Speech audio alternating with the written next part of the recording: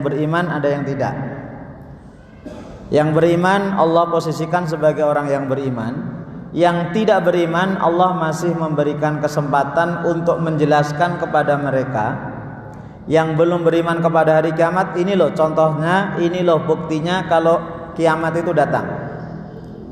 Begitu jelasnya bukti-bukti tentang kepastian hari kiamat. Ternyata di ayat yang 42 ada orang yang masih bertanya-tanya. Tanya-tanyanya ini bukan untuk mencari kebenaran, tapi tanyanya ini hanya sekedar tanya, bahkan kadang-kadang iseng. Mereka bertanya, wahai Muhammad, dari zaman dulu sampai sekarang dan bangkai sampai nanti, orang-orang banyak bertanya tentang kiamat kapan. Dari zaman Rasul sampai sekarang tentang hari kiamat itu kapan. Padahal semua agama yang saya tahu itu punya doktrin kiamat itu ada. Hanya Islam menjelaskan paling rinci, paling maksimal, paling jelas dan paling lengkap. Yang lainnya tahu-tahu surga, tahu-tahu nirwana, tahu-tahu ampunan Tuhan. Tapi kalau Islam itu menjelaskan perjalanannya sangat detail sekali, baik di Al-Quran maupun di hadis. Mereka tentang as-sa'ah. Sa'ah itu aslinya jam. Nah, itu jam, itu namanya sa'ah. Kapan? Jamnya kapan? Sampai mereka itu tanya bukan hanya kapannya, bukan hanya harinya, tapi jam berapa, menitnya jam berapa, sampai ditanya begitu. Padahal jam, detik, menitnya itu sudah ditentukan oleh Allah Subhanahu wa taala. Sudah ditentukan oleh Allah, dijelaskan oleh Rasul. Mereka masih bertanya-tanya lagi, kok enggak datang-datang kiamat? Itu kurang apa Allah dan kurang apa Rasulullah SAW? Rasul sudah jelaskan kiamat itu datangnya nanti hari Jumat. Tiupan sangkakala pertama akan datang ketika manusia sudah tidak ada lagi yang beriman, tidak ada lagi yang melafadzkan Allah, tidak ada lagi Quran dalam bentuk tulisan maupun dalam bentuk hafalan di hati. Hari kiamat tidak akan datang sebelum datangnya 10 tanda yang besar. Mulai keluarnya Ya'juj Ma'juj, turunnya Isa, kemudian turunnya Imam Mahdi, matahari terbit dari barat, kemudian adanya amblesnya 3 tempat, 2 di Arab, 1 di daerah timur. Kemudian akan datang binatang melata. Yang terakhir adalah adanya api dari Yaman yang menggiring manusia kepada mahsyar. Sangat jelas. Tapi ternyata mereka lagi-lagi ya kapan? Ternyata mereka bertanya ini bukan untuk mencari jawaban, tapi dalam rangka karena mereka ragu-ragu. Tapi tetap Rasulullah SAW karena keinginannya mereka agar mereka itu beriman, Rasulullah SAW jawab, kapan kiamat itu datang wahai Muhammad? Fima anta min dzikraha. Fima, untuk apa kamu menyebut-nyebutnya? Rasulullah SAW senang melihat respon mereka dengan bertanya-tanya kiamat. Jadi kalau ada orang yang bertanya kepada Rasul tentang agama, itu dijawab dengan maksimal oleh Rasulullah SAW. Dan Rasul tidak pernah melihat apakah yang bertanya ini serius, guyon untuk menghidupkan suasana, atau untuk menyibukkan Rasulullah.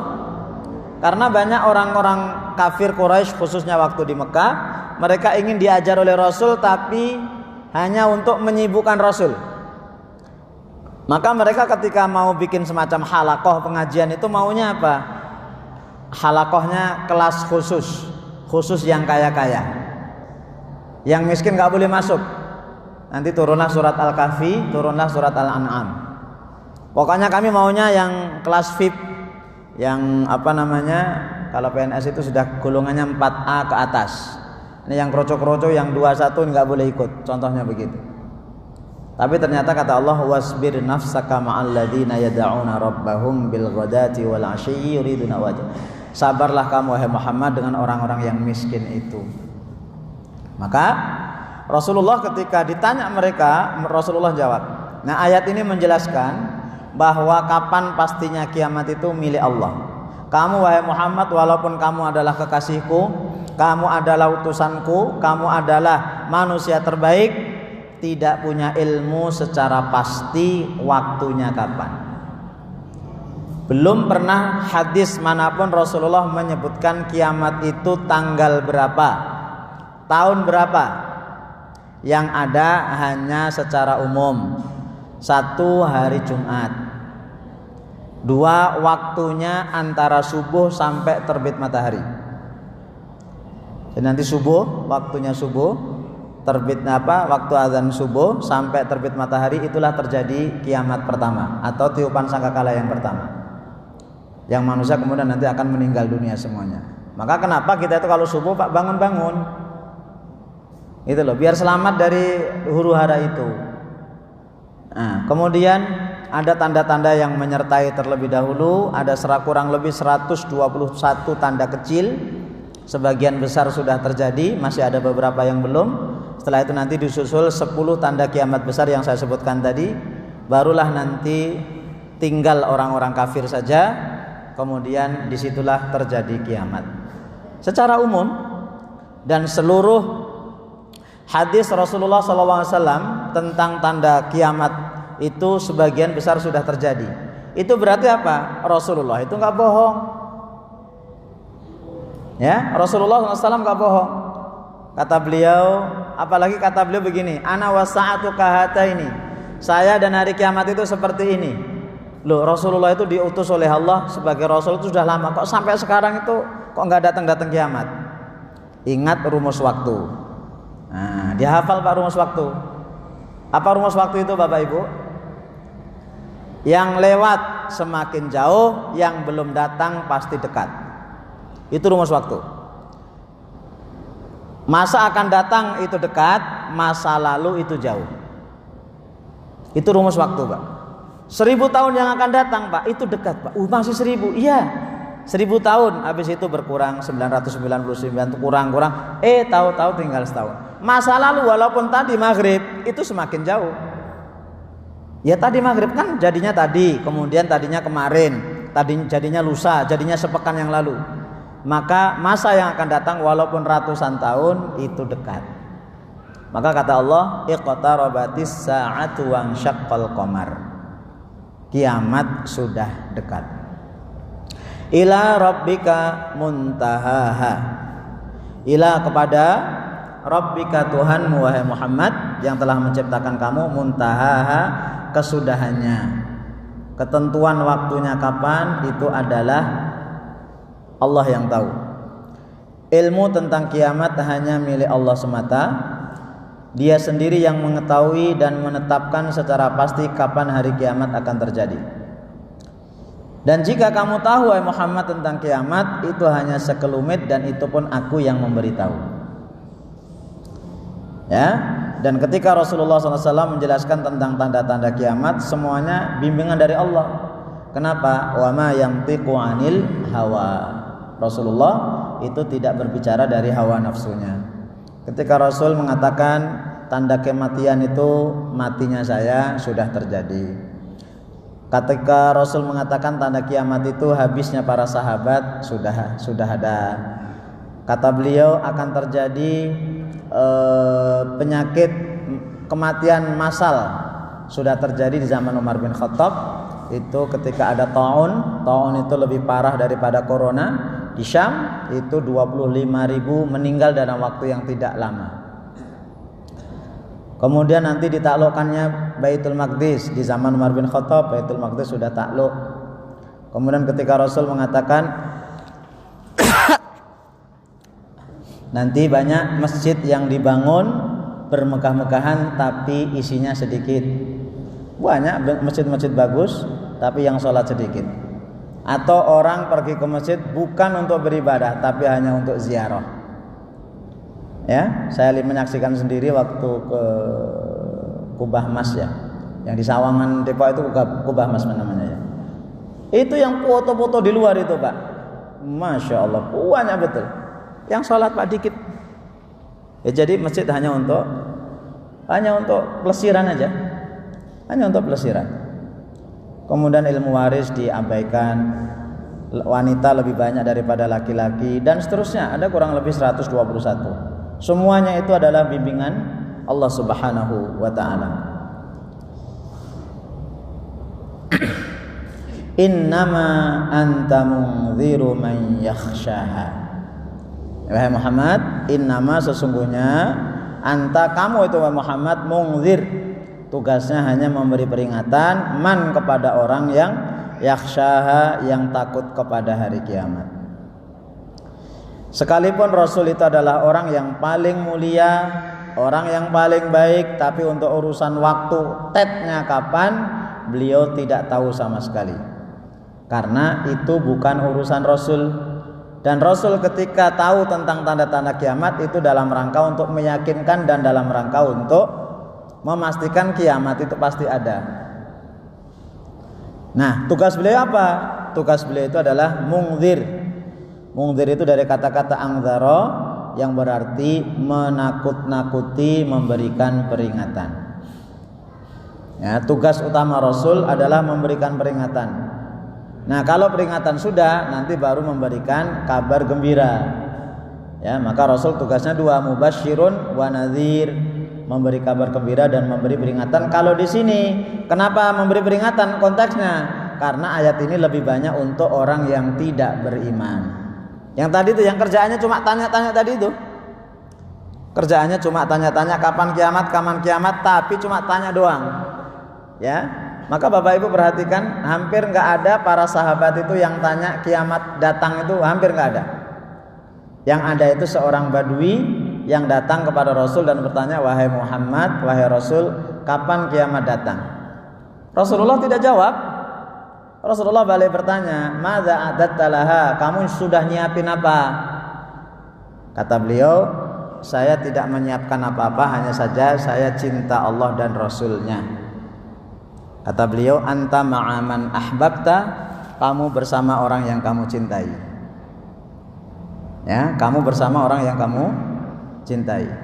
Anas bin Malik yang menyaksikan saat itu, kata beliau, demi Allah, ucapan Rasulullah SAW, anta ma'aman ahbabta, kamu bersama orang yang kamu cintai, itu sangat menggembirakan kami. Kami mencintai Rasul, kami mencintai Abu Bakar, kami mencintai Umar, walaupun amalan kami tidak sama dengan amalan mereka. Jadi sekedar modal cinta, Pak, dihargai, Pak. Ya, sekedar modal mencintai Rasul, mencintai para sahabat, mencintai ulama, itu dihargai oleh Allah. Padahal amal kita jauh dari mereka. Maka ketika kita tidak bisa beramal seperti amal mereka, modalnya modal mencintai. Ciri mencintai itu apa? Satu, tidak mengolok-olok. Ini banyak orang mengolok-olok ulama. Ingat, luhumul ulama masmumah. Daging para ulama itu beracun. Ya, kalau kita tidak tahu, ya, tidak tahu apa ilmunya, nggak usah ngomentari ulama. Ya, ini ulama ini sesat, ulama ini nggak sesuai dengan sunnah. La haula wala quwata illa billah. Ente belajar apa? Kalau sekelas ulama silahkan, karena mereka tahu kita ini baru belajar hadis, belajar Quran baru kemarin sore, berani menyalahkan orang. Nah, itu nggak boleh. Ilmu kita sangat cetek sekali. Nggak boleh kita mengatakan ulama itu sesat itu. Ya. Letak sesatnya di mana? Jadi kita nggak boleh, ya, kalau ingin mencintai ulama, salah satunya adalah tidak mengatakan seperti itu. Apalagi berani menyalahkan sahabat, berani menyesatkan sahabat. Wah, Abu Bakar, Umar itu begini-begini. Masya Allah, ilmu kita dari mana? Nah, baik, kita kembali. Rasulullah SAW tugasnya itu sebagai mungzir, sebagai pemberi peringatan kepada umat, yang akhirnya umat nanti takut kepada hari kiamat. Nah, kalau sudah ada rasa takut dalam diri kita, Bapak Ibu, insya Allah kita akan memperoleh manfaat dari peringatan itu. Maka mohon maaf, tadi saya sudah ngasih file ke beliau, itu perjalanan hari kiamat. Silahkan di copy sendiri. itu mulai dari alam rahim, apa yang terjadi, kita di sana ngomong apa, satu pertemuan. Kemudian alam dunia, kemudian nanti menjelang kematian, nanti kalau kita mati roh kita di mana. Kemudian setelah itu kita masuk alam kubur. Di alam kubur azab itu apa aja, nikmat itu apa saja, pertanyaannya apa saja, berapa lama, bagaimana biar kita nggak kena azab kubur. Ada di situ semuanya. Kemudian habis itu tanda-tanda kiamat yang 121 tadi sama 10 sudah ada di situ. Kemudian setelah itu tiupan sangkakala yang pertama. Kemudian bagaimana cara tiupannya, setelah itu apa yang terjadi. Kemudian jeda ke tiupan sangkakala yang kedua. Itu berapa lama, apa yang terjadi, bagaimana gonjang-ganjing, bagaimana bumi, bagaimana laut, sudah ada. Kemudian tiupan sangkakala yang kedua. Terus bagaimana mengimani hari kiamat. Hari kiamat itu kelihatannya susah, tapi sebenarnya simple. Apalagi kita di Indonesia, Pak, sangat simple sekali. Sering saya sampaikan di sini, saya ulangi lagi. Di rumah kita itu walau musim kemarau kan ada tanah-tanah kosong, Pak, ya. Tanah kosong, kemudian gersang, ya, rerumputan sampai mati karena musim kemarau. Mati, kita bersihkan itu, Pak, kita cangkul, kita siangi, apa siang ya, menyiangi ya, itu dibersihkan. Kemudian begitu musim hujan tiba beberapa kali, tahu-tahu rumput tumbuh, tahu-tahu payak tumbuh, padahal kita nggak naruh biji di situ. Artinya apa? Di bawah tanah yang nggak kelihatan itu, yang tertutup itu ada biji-bijian yang nggak kelihatan. Dengan turunnya hujan, biji-bijian itu tumbuh. Inilah manusia, semua dari kepala sampai kaki semuanya hancur kecuali ajabuz zanab, tulang ekor yang paling bawah yang kecil itu. Dan itu terekam dengan baik, semua kegiatan kita ada di situ. Bapak Ibu buka di Google, keajaiban tulang ekor. Tulang ekor itu kalau tumbuh-tumbuhan itu bijinya, Pak, intinya. Dan itu nggak tahu saya baca di mana, orang-orang yang dikubur ada yang digali, Pak, digali, ternyata semuanya hancur. Begitu dilihat ternyata tulang belakangnya ini utuh, Pak. Dari situ nanti minhu yurok kabul insan, kata Rasulullah. Dari situ manusia akan disusun kembali persis seperti tumbuhan. Jadi gampang mengimani hari akhir itu. Baik, lanjut. Kemudian manusia digiring ke padang mahsyar. Padang mahsyar tempatnya di mana, posisinya seperti apa, bentuknya kayak apa, nanti yang kumpul di sana siapa, apa yang dilakukan, insya Allah sudah lengkap. Tapi baru nyampe, saya nulisnya baru nyampe neraka. Karena setelah itu nanti ada ujian, lewati titian. Kemudian titian bentuknya seperti apa, kemudian jembatan yang kedua, baru neraka. Mohon maaf, surga belum saya susun. Paling tidak sekitar 72 file. Berarti 72 pertemuan itu kalau mau Bapak Ibu baca-baca. Nanti kalau ada yang nggak jelas, silakan ditanyakan di sini, kita diskusi bersama-sama. Kenapa? Karena Bapak Ibu rukun iman, ya, iman itu cabangnya ada 70-an. Kata Rasulullah, al-imanu bid'un wa sab'una syu'bah. Iman itu ada 70-an cabang. Maka ulama menyusun tuh, Pak, buku-buku tentang syu'batul iman, cabang-cabang iman. Dari 70 itu disusun atau diringkas itu menjadi 6. Itulah rukun iman yang 6. Allah, malaikat, kitab, rasul, hari kiamat, dan qada qadar. Dari 6 itu kalau mau diringkas lagi, istilah yang paling banyak porsinya di dalam Al-Quran itu mana? Ada 2, Pak. Iman kepada Allah dan iman kepada hari akhir. Kalau tentang Allah, setiap halaman pasti ada ayat tentang Allah, entah Rabb, entah ilah. Dan hampir setiap ayat di dalam Al-Quran itu ada ayat tentang hari kiamat. Kenapa? Kalau kita percaya kepada hari kiamat, Pak, itu modal hidup. Modal kita hidup itu salah satunya percaya kepada hari kiamat. Orang kalau percaya kepada hari kiamat, Pak, selain kalau ada masalah-masalah itu dianggap kecil. Ya, masalah-masalah itu dianggap kecil dan dia siap hidup dengan kondisi apapun. Nah, ini manfaat kita beriman kepada hari kiamat. Ayat terakhir sebelum dibuka tanya jawab, ka'annahum Ya, seakan-akan mereka itu merasa yauma, pada hari yauronaha, melihat kiamat itu, lam yalbathu, mereka tidak tinggal di dunia, illa asyiyatan au duhaha, kecuali di waktu sore atau di waktu duha. Ayat ini menerangkan tentang orang-orang yang belum percaya kepada hari akhir. Kemudian ketika mereka nanti betul-betul melihat hari kiamat itu, kemudian mereka dikumpulkan di padang mahsyar. Ya, mereka dikumpulkan di padang mahsyar, maka barulah mereka sadar, satu, kalau kiamat itu ternyata ada. Ya, bahkan orang-orang kafir yang sudah masuk alam kubur itu, Pak, mereka berteriak kepada Allah, ya Rabb la tuqimis sa'ah. Begitu hadisnya, hadis Al-Hakim. Ya Allah, jangan datangkan kiamat. Kenapa? Karena mereka tiap pagi sama sore itu sama malaikat atas perintah Allah ditampakkan neraka. Pagi ditampakkan neraka, sore ditampakkan neraka. Terus stres mereka, Pak. Maka mereka enggak mau, enggak siap.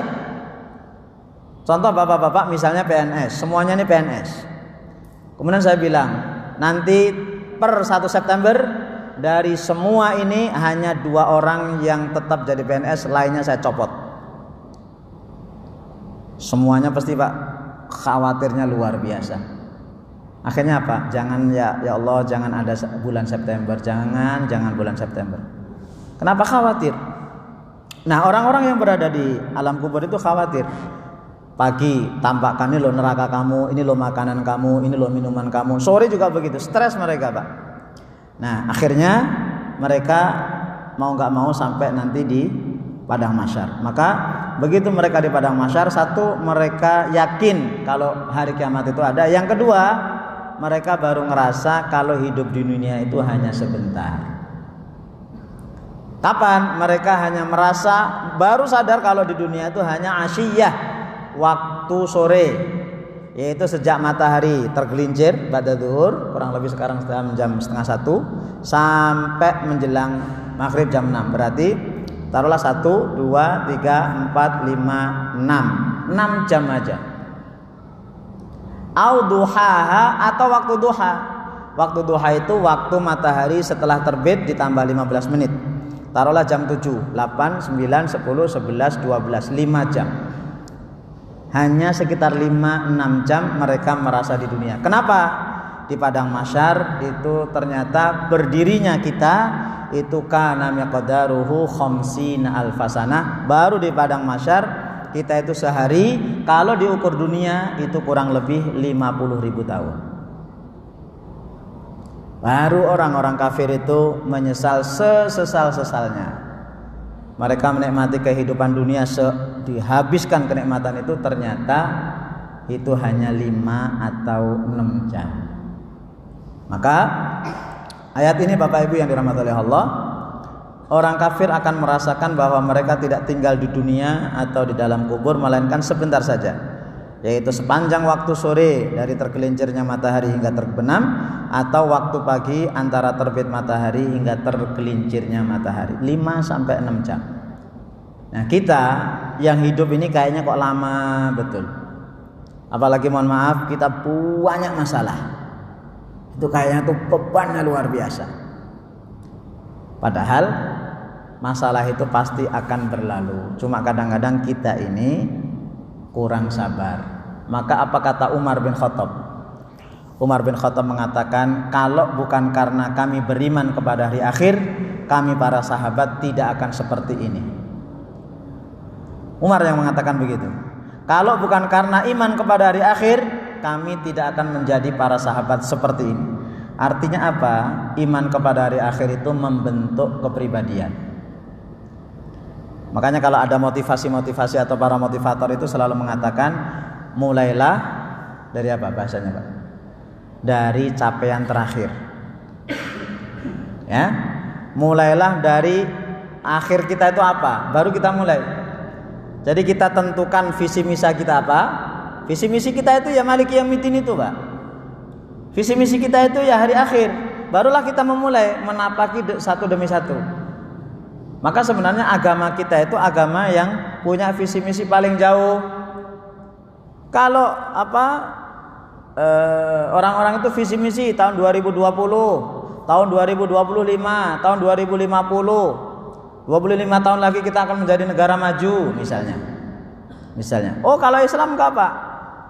Visi misi kita apa? Rabbana atina fid dunya hasanah wa fil akhirati hasanah wa qina adzabannar. Itu misi kita. Nah, Bapak Ibu yang dirahmati oleh Allah Subhanahu wa taala, ringkasnya dari ayat ini adalah yang pertama, kita jangan banyak-banyak bertanya tentang hari kiamat. Kalau kita ada keraguan tentang kiamat, biasakan ditulis. Atau punya masalah tentang hari kiamat, ditulis. Kemudian dibuat pertanyaan. Kalau bisa kita jawab, walaupun bukan hanya saya, nanti ada ustadz-ustadz yang lain, Ahad pagi, hari malam, Rabu dan seterusnya. Nah, itu yang pertama. Jadi jangan banyak bertanya, dan kalau sudah yakin ucapkan syukur kepada Allah Subhanahu wa taala, barulah kemudian itu menjadi modal bagi kita untuk beramal. Itu yang pertama. Kemudian yang kedua, kita tidak usah banyak berdebat tentang kiamat itu tahun berapa. 2040 kah, 2050 kah, enggak ada manfaatnya. Cukup bagi kita peristiwa beberapa waktu yang lalu ketika dihebohkan khususnya di Indonesia. Saya sebenarnya kurang tertarik, tapi karena banyak pertanyaan ya akhirnya ikut-ikutan. Ketika nanti Ramadan, pertengahan Ramadan jatuh tanggal 15 jatuh hari Jumat, maka hari Jumat siang atau sore akan terjadi huru-hara. Ribut Pak orang, Pak. Daerah kami ya, nggak tahu kalau di Atua itu. Gimana Ustaz, besok begini. Apa ini? Loh, orang yang beriman aja masih banyak, kok kiamat ini gimana? Ya, Quran masih banyak, Pak. Cetakan Quran masih banyak, orang hafid Quran masih banyak. Kiamat belum datang. Tapi gimana ini? Ya Allah. Hadis kalau lemah itu nggak boleh digunakan untuk akidah. Hadis kalau lemah itu tidak boleh digunakan untuk masalah-masalah akidah. Masalah akidah itu hadisnya harus sahih walaupun hasan, apalagi kalau Quran. Ini lemahnya bukan hanya sekedar lemahnya sudah lemah sampai ke arah mungkar. Mungkar itu perawi hadisnya melakukan dosa besar, itu namanya hadis mungkar. Ya, hadis itu ada banyak macamnya. Itu sampai tingkat mungkar, bahkan sampai ulama mengatakan la aslalahu, enggak ada asalnya, ini bukan Rasulullah yang ngomong. Nah, itu enggak boleh dijadikan sebagai sandaran. Baik Bapak Ibu yang dirahmati oleh Allah, ini surat An-Nazi'at. Saya kasih kesempatan masih cukup banyak, ada 11 menit, kita banyak manfaatkan untuk tanya jawab. Boleh boleh tanya jawab langsung atau pakai kertas atau per kelas saja. Ini tadi materinya, itu perjalanan manusia mulai alam rahim, alam kubur, kemudian mizan syafaat, neraka. Baru 67, bukan 70, mana salah. 67 file. Berarti 67 pertemuan. Baik, silakan. Nanti filenya sama beliau. Nanti kalau ada yang nggak jelas ditanya, kalau saya salah tolong dikoreksi. Tapi mohon maaf, ada hampir semua ayat dan hadis tidak saya terjemahkan. Ya, ada hadis, ada ayat tidak saya terjemahkan, ya nggak sempat juga saya terjemahkan, ya biar Bapak Ibu juga belajar bahasa Arab begitu ya. Baik, silakan kalau ada yang mau tanya. Assalamualaikum warahmatullahi wabarakatuh. Waalaikumsalam warahmatullahi wabarakatuh. Yang menanyakan apa tanda-tanda orang yang meninggal dunia itu husnul khotimah.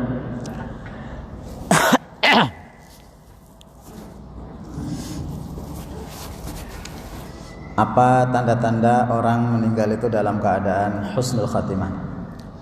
Jawaban singkatnya gampang, Pak. Buka filenya. Di situ sudah ada saya sebutkan tanda-tanda husnul khatimah dan su'ul khatimah. Ya. Nah, tanda-tanda husnul khatimah yang pertama, meninggal dalam keadaan membaca kalimat tauhid. Jadi kalimat terakhirnya itu adalah kalimat tauhid. Man kana akhiru kalami la ilaha illallah dakhalal jannah. Siapa yang ucapan terakhirnya kalimat la ilaha illallah masuk surga. Dan ternyata untuk mencari orang yang bisa terakhir mengucapkan la ilaha illallah itu nyaris nggak ketemu. Saya kebetulan sering mendampingi orang-orang yang nazak, orang-orang yang sekarat, baik di rumah sakit maupun di rumah maupun di ruang ICU. Itu belum pernah saya menemukan orang mengucapkan la ilaha illallah. Termasuk ibu saya yang meninggal di tangan saya, itu sudah kita bimbing. Tapi setelah dibimbing, beliau keceplosan ngomong apa begitu, kemudian teriaknya itu saya ingat saya loro itu sakit, ojo dibondo itu kakinya jangan dibondo itu, jangan diikat. Itu berarti saya baru sadar itu lagi ditarik oleh malaikat. Nah habis itu diam beliau, nggak sempat lagi kita ucapkan bimbing la ilaha illallah. Jadi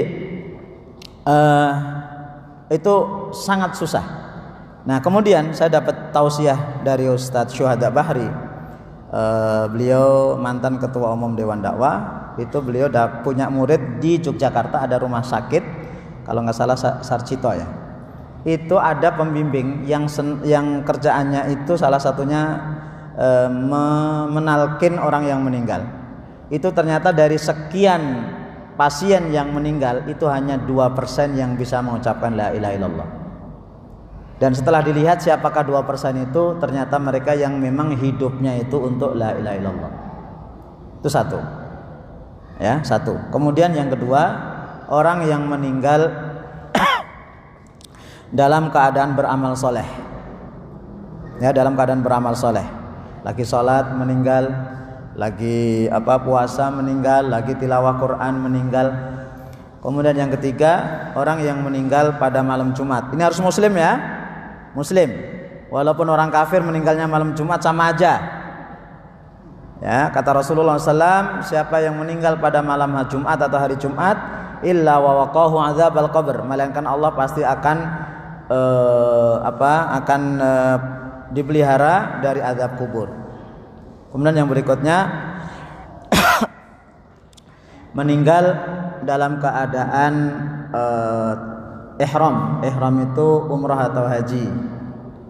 Kemudian yang berikutnya meninggal dalam keadaan mati syahid, ya, tapi muslim dan niatnya karena Allah. Ingat, semuanya harus dalam keadaan muslim. Walaupun dia kafir meninggalnya malam Jumat, ya, habis mengeluarkan uang untuk sedekah, nggak diterima. Standar pertama yang harus ada itu harus adalah muslim. Kemudian meninggal dalam keadaan tenggelam, ya, tenggelam. Dan tenggelam ini Bapak Ibu harus kita sudah berusaha semaksimal mungkin dulu. Jangan tenggelamnya itu begitu kapal tenggelam, alhamdulillah ini mati syahid, bukan begitu. Atau doa ya Allah mudah-mudahan kapal ini tenggelam, bukan begitu. Kita sudah latihan renang, begitu ada aba-aba tenggelam kita nyari pelampung, tapi kita sudah berusaha semaksimal mungkin, kok tenggelam itu mati syahid. Ya, mati syahid. Kemudian meninggal karena kerubuhan. Misalnya ini kita lagi kajian, sudah amal soleh, tahu-tahu ada gempa, kemudian semuanya rubuh, brek, kemudian kita meninggal, itu mati syahid. Kemudian meninggal dalam keadaan terbakar, ya, terbakar. Kemudian meninggal karena sakit perut, man qatalahu batnuhu amina min adzabil qabr. Siapa yang meninggal dalam keadaan karena perut, mati perut, maka dia aman dari azab kubur. Ulama mengatakan diantaranya adalah penyakit mah. Nah, penyakit mah, penyakit usus itu mati syahid. Kemudian orang yang meninggal, ibu-ibu meninggal karena melahirkan sampai sebelum masa nifasnya habis. Kita tahu, yang kita ingat dan yang kita pahami, yang penting wanita itu meninggal pas ketika melahirkan. Tapi ternyata Rasulullah enggak, sampai nifasnya belum habis, maka itu dikategorikan mati syahid, walaupun matinya itu bukan karena melahirkan. Sekarang lahirin, nanti setelah 30 hari berarti masih nifas, meninggal, itu disebut dengan mati syahid. Ya, itu disebut dengan mati syahid. Kemudian yang berikutnya meninggal karena mempertahankan agama. agama kita diolok-olok, ya. Apa Islam itu? Hilangkan Islam dari Nusantara. Oh, kita gebuk orang itu. Habis itu kita diserang. Kita membela agama. Kemudian membela harta. Bapak Ibu motornya dijamret. Ya, kemudian kita lawan, kita mati, itu mati syahid. Kemudian membela kehormatan. Kita berjalan sama istri misalnya, kemudian istri kita mohon maaf pantatnya dicolek. Ih, ibu. Kemudian kita marah. Nah, kemudian kita lawan orang itu, ternyata dia pintar dan kita mati. Itu membela kehormatan, kita mati syahid. Itu kira-kira beberapa tanda-tanda orang yang mati syahid. Baik, silakan kalau ada yang lain. Ayah, Bapak silakan.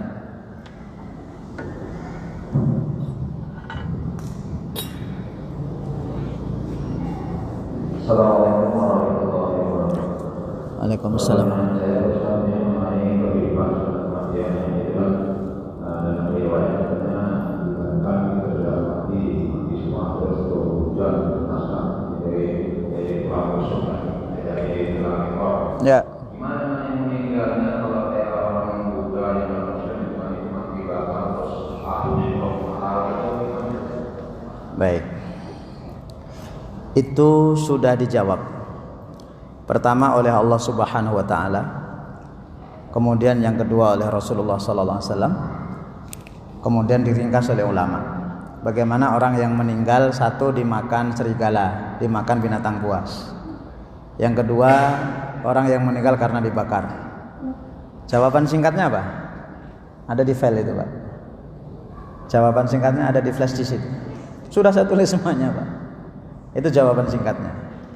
Nah, Allah Subhanahu wa taala itu sudah membuat contoh yang lebih hebat daripada itu.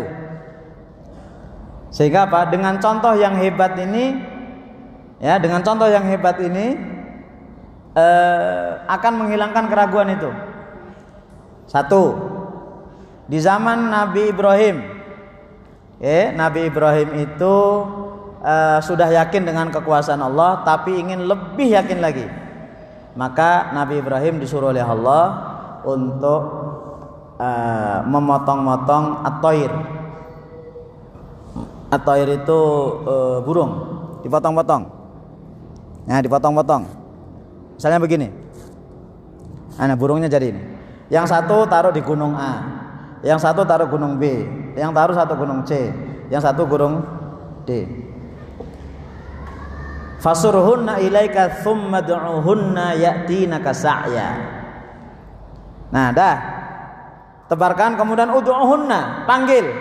Ini enggak, ini ada yang ada tulang ekornya ada berapa? Cuma satu. Lainnya enggak ada tulang ekor. Ud'uhunna. Nah, panggil ya'tinaka sa'ya, maka mereka akan datang kepadamu bergegas. Itu. Jadi sudah dipotong-potong. Maka Nabi Ibrahim kalau mau otot-ototan itu lebih hebat daripada Nabi Isa. Nabi Isa itu ada orang mati nggak dipotong-potong, kemudian kata Nabi Isa hidup. Itu satu. Yang kedua, di zaman Nabi Musa alaihissalam. Zaman Nabi Musa alaihissalam, ya baik, sedikit lagi. Itu di surat Al-Baqarah, Bapak Ibu. Dibaca itu. Wa idz qala Musa liqaumihi innallaha ya'murukum an tadhbahu baqarah. Itu ceritanya tentang ada orang kaya yang sudah tua enggak mati-mati. Ini ada ponakan yang nunggu-nunggu warisannya. Karena enggak mati-mati, ini dibunuh, jebriat begitu. Setelah dibunuh, ini bukannya taruh di sini, taruh di kabilah yang lain. Sehingga apa? Kabilah sini itu merasa kabilah inilah yang membunuh. Singkat cerita, mereka berselisih, kemudian mereka minta kepada Nabi Musa, kemudian Nabi Musa sembelihlah sapi. Nah, sapinya udah mati, Pak. Ambil bagiannya, ulama mengatakan itu bagian paha, diambil kemudian dipukulkan ke orang mati tadi. Plek. Bangun dia, Pak.